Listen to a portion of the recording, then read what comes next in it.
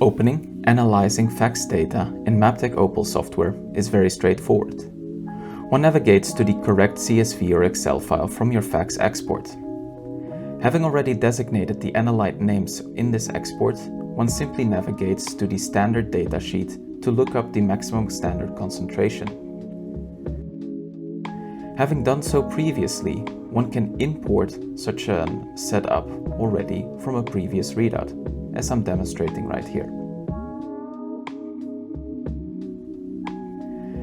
I'll demonstrate here as well how one can export such data by simply pressing the export data, which will generate a file that can then be imported. Moving to the Edit, Add, Layout tab, one can designate where the standard curve is located in our plate. Then one can also designate where the samples are located and additionally indicate the dilution factor for each of those samples. The Graphs and Concentration tab will show us the standard curves for each of our analytes as well as the results for each of our samples. As you can see, we can quickly scroll through all of our samples to get an idea of the adjusted results in picogram per milliliter.